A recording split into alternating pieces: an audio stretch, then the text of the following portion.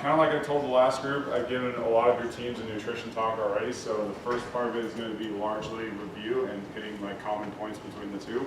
And then I'm going to kind of transition into a little bit more of eating on the road and how to eat properly on the road. And then I'll talk a little bit about stretching and mobility. As you know, I do that a lot during our workouts already. But in terms of when you're on the road for competitions, meets, games, you need to make sure you're also staying stretched and mobile. All right, so again, outline. So review points will be fad diets and misconceptions in nutrition. So again, you probably already heard some things about that the last time I talked to your team.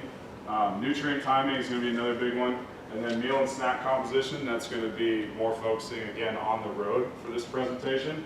And then again, at the end, stretching and mobility. It's also going to go kind of fast because I've got a decent amount of slides for the amount of time that we have. I'll kind of have a couple checkpoints where I stop and ask if you have any questions, which I highly encourage if you do have questions, you ask them, because if you're anything like me and you try to wait till the end, you'll probably forget your question, which I don't want you to do. So if I come across a question checkpoint and you have one, make sure you ask. All right, so fad diets. My general statement for fad diets is you should avoid them. They're not for athletes. Fad diets mostly are based on the premise of restricting nutrients. So obviously mainly your macronutrients, because those are where all your calories come from, so protein, carbohydrate, or fat. And the reason why I recommend that they are not for athletes is because as an athlete you need all three of those in certain amounts to help you with fueling, recovery, and just overall athletic performance.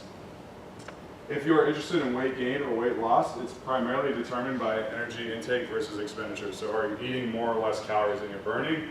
A lot of times those fad diets work because they're restricting calories, not necessarily because of the types of nutrients that they're restricting. Does that make sense? Cool.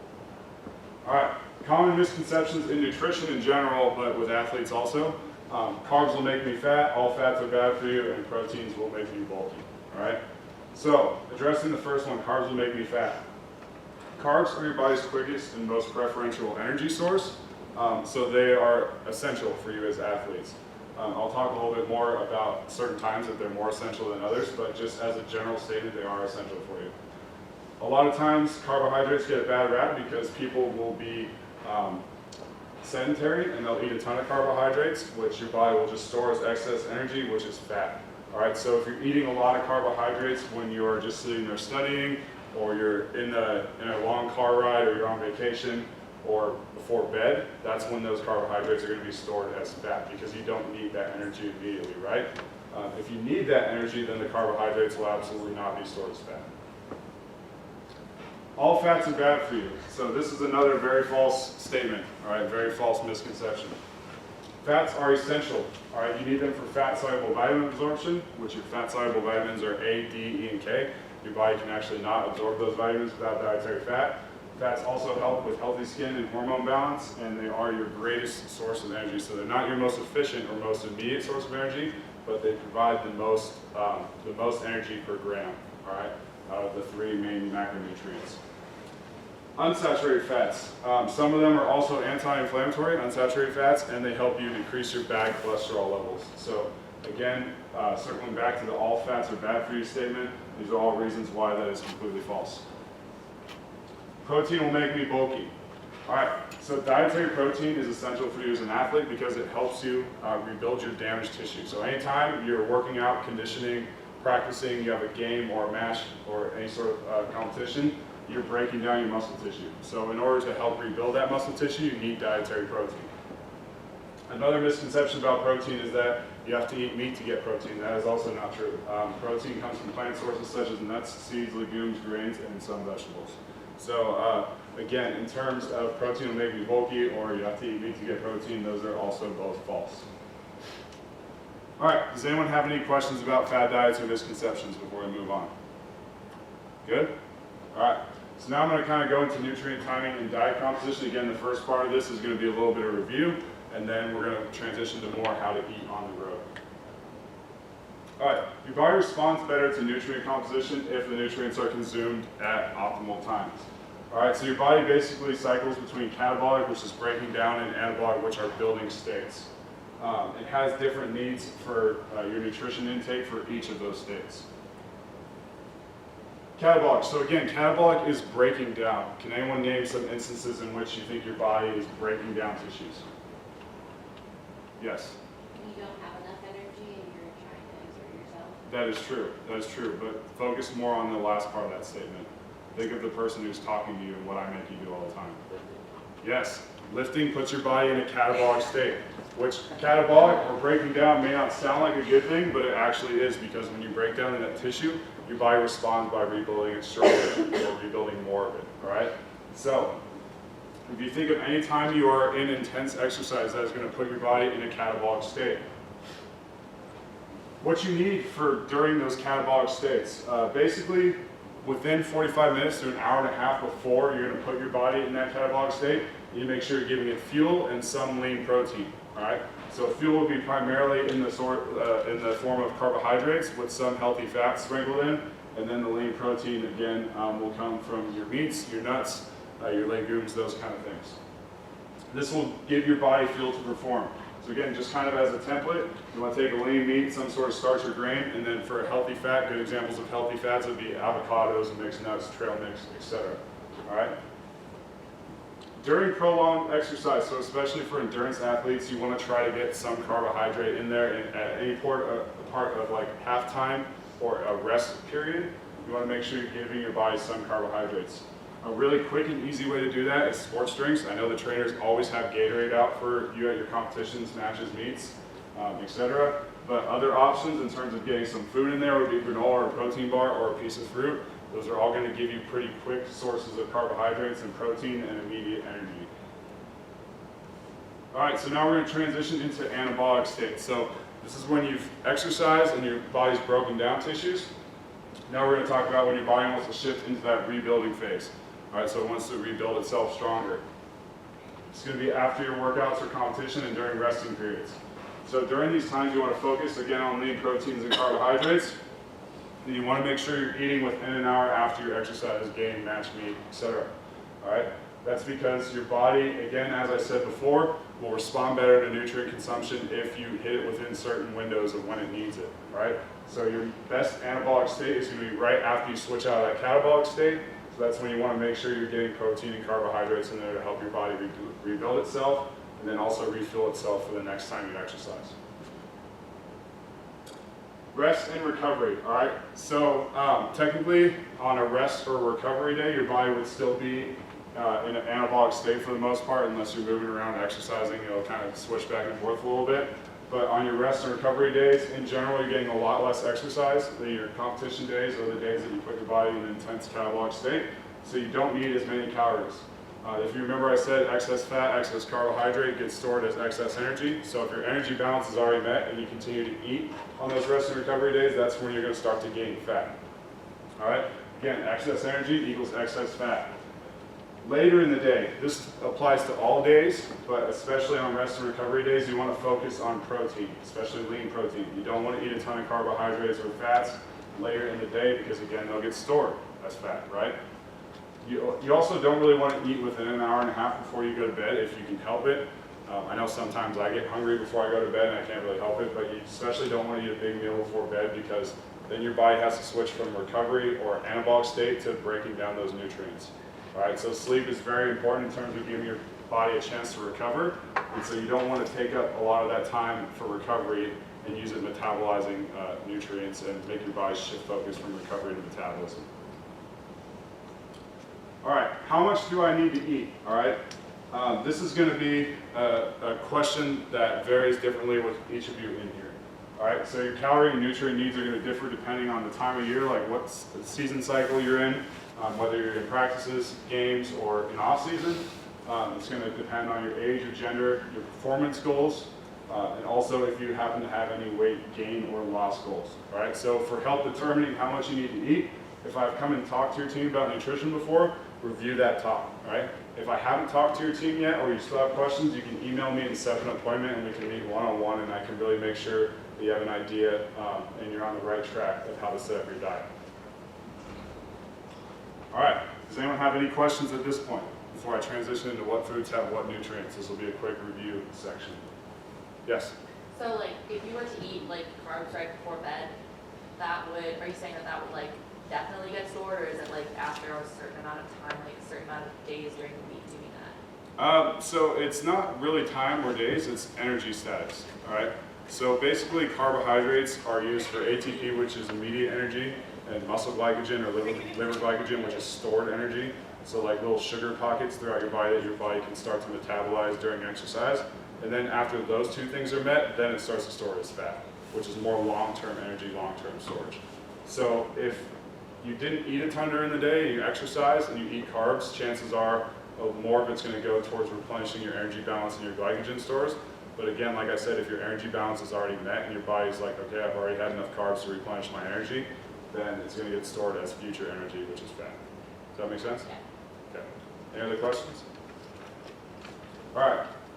So looking at carbohydrates, there are two main types of carbohydrates. They're simple and complex, all right?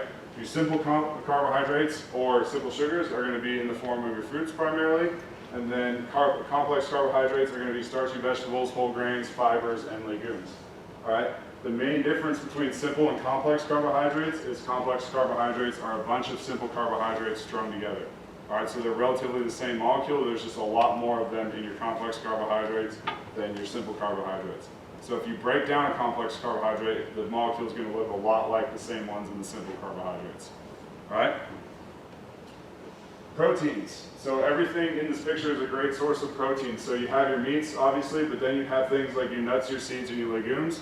A lot of people don't know how much protein is actually in those. Like chia seeds, flax seeds are great sources of protein. Like if you're eating some sort of yogurt or oatmeal or something like that, you can throw some seeds in there to add protein. Again, adding beans to your meal is going to add protein. Snacking on nuts is going to add protein to your day. And then again, eggs are also going to be a great source of protein. Healthy fats, all right? So your nuts and your nut butters, peanut butter, almond butter, cashew butter, all that's going to be a great source of healthy fats. Your whole nuts are going to be a good source of healthy fats. Avocados, extra virgin olive oil. So if you are living on your own and you're cooking for yourself, make sure you're cooking more with extra virgin olive oil than butter or other types of hydrogenated oils. All right, you want to make sure that you're sticking with extra virgin olive oil. And then your fatty fish is going to be a great source of polyunsaturated fats, which are anti-inflammatory as well as healthy fats. So those would be a good option to include a few times a week. So salmon, tuna, those kind of things. And then, yeah, everything in this picture is a good source of healthy fat. All right, does anyone have any questions about kind of what each nutrient is, where it's found in the diet? Does anyone have any questions about that? All right, so now I'm going to transition to eating on the road, which I think, again, especially if I've come and talked to your team before, this is going to be the most important part of the talk, where you kind of have the tools to make healthy decisions when you're eating on the road, when it's not necessarily, there's not always a kitchen or an exact meal plan available for you. All right, so good snack ideas for road trips when you're in the car or the bus for a long period of time. Peanut butter and jelly, trail mix or mixed nuts, make sure those are a little bit lower in sodium, so you don't want heavily salted mixed nuts. Fruit and granola bars, again, are going to be good sources. So making sure your muscle glycogen stores are replenished before you get out and you have your competition or game. A protein box, and what I mean by that, if you have access to a store before you go, usually they'll have like prepackaged protein boxes where you'll get some sort of fruit, cheese, vegetable, and pretzels or something like that. Those are great snacks for on the road. And then beef jerky, if you're taking a look at the sodium content and it's not an excessive amount of sodium, beef jerky is also a good snack for on the road. Bad snack ideas. So judging by the reaction, that's probably what most of us eat on the road. You want to avoid the chips, the cookies, the candy, the donuts, the Pop-Tarts, the pastries. Basically all the processed food that's going to be pretty much empty calories, so provide no nutritional value to you other than the fact that it's giving you calories. All right. And again, if you have any questions on what those foods are, you can always ask me, but I'm pretty sure you have a fairly good idea based on the summary that I've given you in this slide. All right, so if we're looking at fast food or eating out, all right, I'm going to kind of help you make healthy choices versus determining what an unhealthy choice would be when you're eating out on the road. First point I want to go over. Pretty much every restaurant that you go to on the road will have access to an online menu, especially if it's any sort of chain restaurant, right? A lot of them are very good about making sure all of their current food options are listed. So like here at Jimmy John's, Chick-fil-A, Panera, those are common places that athletes will eat on the road. So those are examples that I chose. But like I said, a lot of these places are going to have an online menu for you. Another thing they're going to have is online nutritional info. So this is a segment from Chick-fil-A's online nutritional info. I know the text is small, but I'm going to kind of walk you through this. So basically, you have your calories from fat and your total fat, you have saturated fat and trans fat, so it's breaking it into different types of fat. You have your cholesterol, your sodium, which you want to look at, and then you have carbs, dietary fiber. So basically, dietary fiber is a component of carbohydrates. So if you have 40 grams of total carbs and 2 grams of dietary fiber, that means you have 38 grams of carbs that are other than dietary fiber. And then it has sugars, which are important because they're also carbohydrates, but you want to see how much sugar is in the food, especially if it's added sugar. And then you have protein. All right, so using this as an example.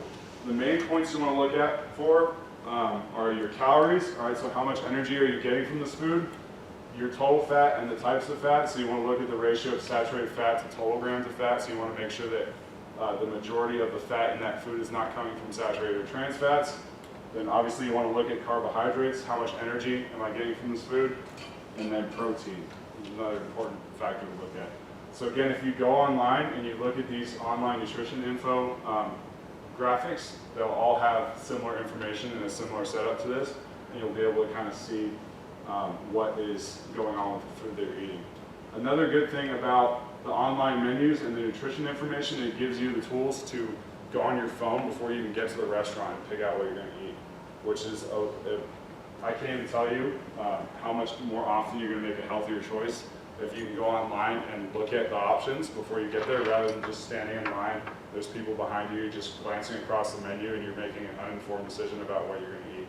So take that extra 5 minutes and look at the online menu, look at the online nutrition information, and really get to know what you're about to eat, kind of like you would if you were to construct your own meal in the sub or at home.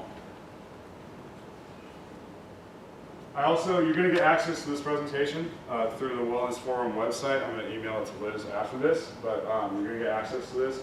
And these are some of the examples I've already gone over, common fast food restaurants that athletes eat at. So Chick-fil-A, Panera, Jimmy John's, and Chipotle are listed on there. One cool thing about the Chipotle one is it's not just a chart of information.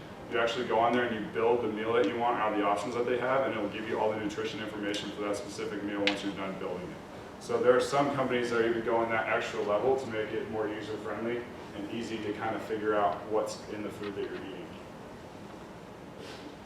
All right, getting the food in the stores. So if you're getting food in a store, it's a little bit easier to figure out what's in it than if you're getting it through a fast food restaurant, because pretty much everything in the store is going to have a label like this that gives you the same basic information. So calories per serving, total fat per serving, carbohydrates, how much of those carbohydrates are fiber, how much are sugars, how much are added sugars, and then protein per serving. So you just look at all of that information, make sure you're looking at the servings per container so you know how much you're getting in that whole package. All right? So look at the labels, and then use those labels to kind of help you fill your food and nutrient recommendations that I've given you before. And then another good tip for shopping in the store, especially if you're in a hurry, stay around the outside edges of the store. That's where all your fresh food is going to be. So if you think about it, you have your fruits and your vegetables, your bakery, your deli, all that's going to be on the outside edge of the store. Your dairy products, whereas on the inside it's going to be all the processed, packaged, frozen, microwavable, all that kind of stuff on the inside of the store. Does that make sense? So if you're on a road trip and you get access to go in and pick out some food, start around the edges. All right, start around the edges, find something from there.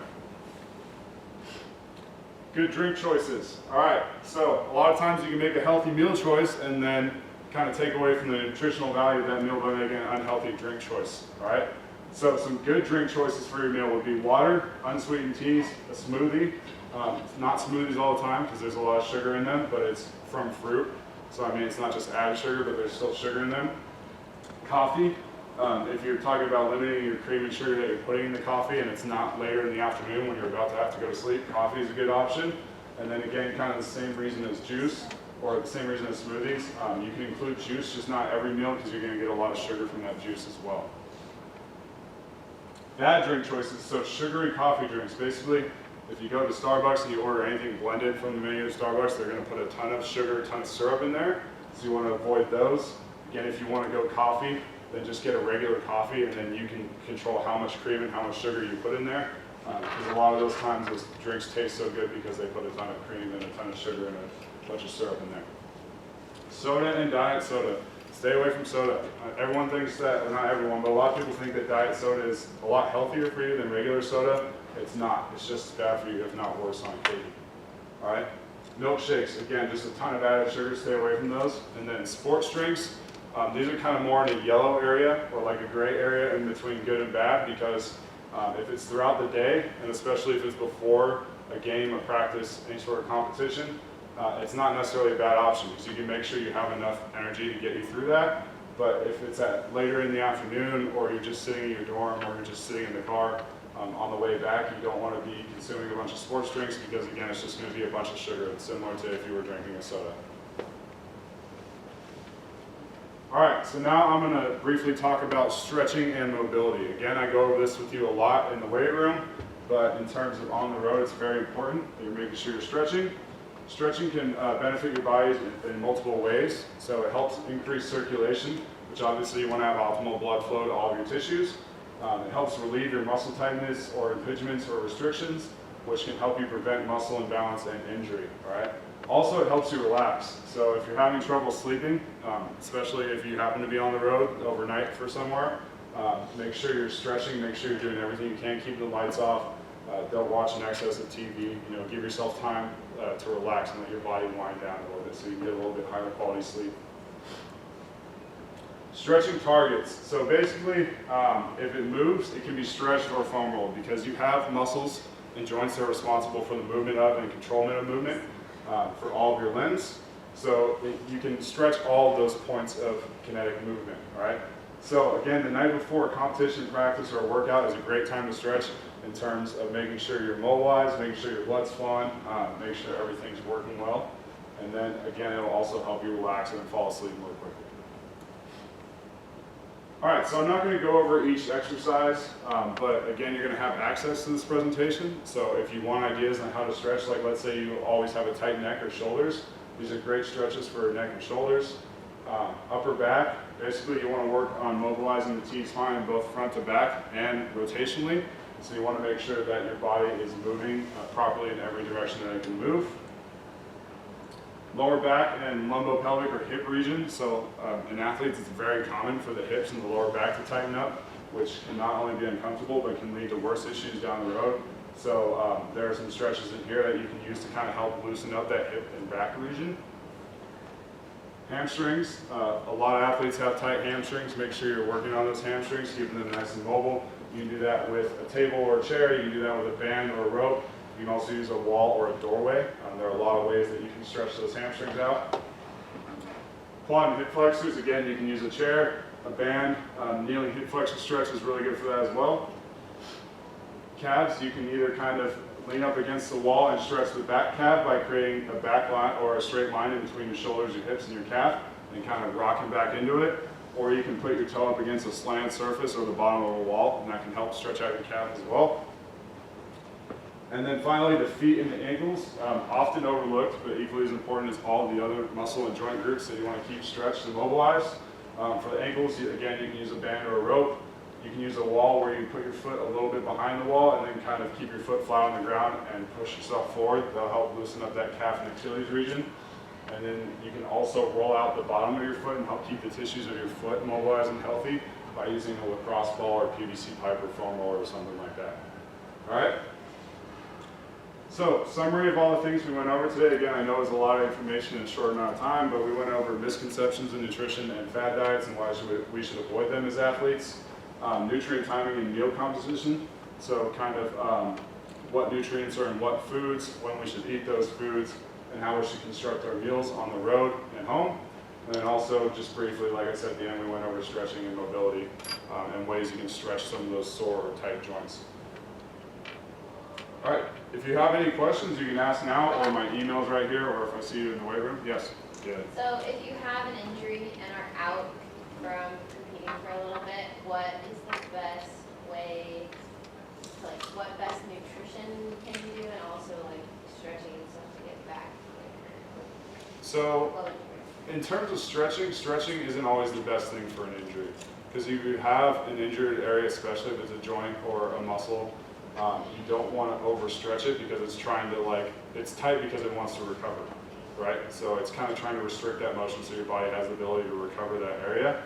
So stretching isn't always the best thing for it. In terms of being out of practice and what you should eat, again, I wouldn't restrict any of the main nutrients. I would just focus on calorie restriction in general. So I wouldn't eat as much as I was if I was competing or practicing or lifting and all those things. So still try to get the same like ratio of those macronutrients, just not as much. Does that make sense? So just focus on making sure that you're not eating in excess. And you can always, again, just schedule an appointment with me and we can sit down and talk about it as well. Anything else? Yes, Graham. So like for morning lifts and stuff like that, I know some of the guys kind of struggle with getting their food in beforehand. Kind of like, I don't know, they just don't wake up Right. on time. Would you recommend then at least just get like some fast acting carbs in? Yeah, so fruit or granola bar would be, I guess, the best option if they really are in a hurry. But Kaylee, what time does your team lift in the morning? 5:30. 5:30, right? I eat mine at breakfast. Yeah, so I don't really have a lot of sympathy for your team that lifts at 8 a.m., okay? You wake up 30 minutes before, eat a granola bar on your walk. And that's pretty good. I'm not trying to put you on blast because you're the only one here to defend yourself. But yeah, just tell the guys fruit, granola. Those are great sources of fast-acting carbs. A PB&J. I mean, that's a great source of energy for before a workout.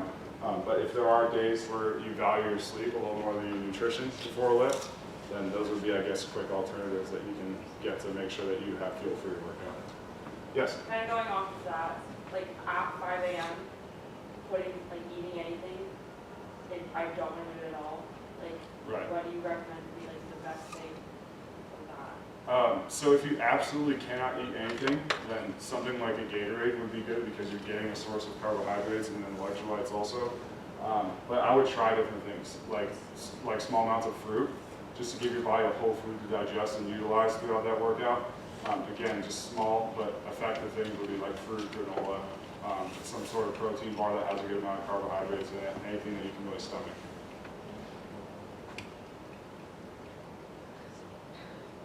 Anything else? All right, well, like I said, there's my email, and you all see me in the weight room about 4 or 5 times a week anyway throughout the day, so if you have any questions, you can just flag me down and ask me, all right? Thanks for listening.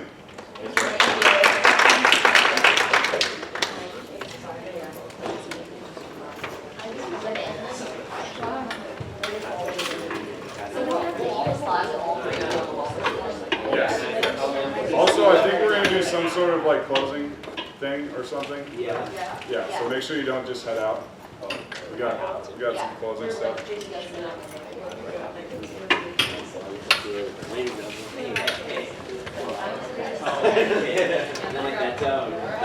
Brent, Yes. can I set up an appointment to meet with you for the lift? Yes. And is it possible like Wednesday at I get out of class at 11? PM or AM? AM. Okay, I was gonna say that's. Oh my gosh, no, I'm not gonna lift after that. I just have I have lab on Monday and Tuesday.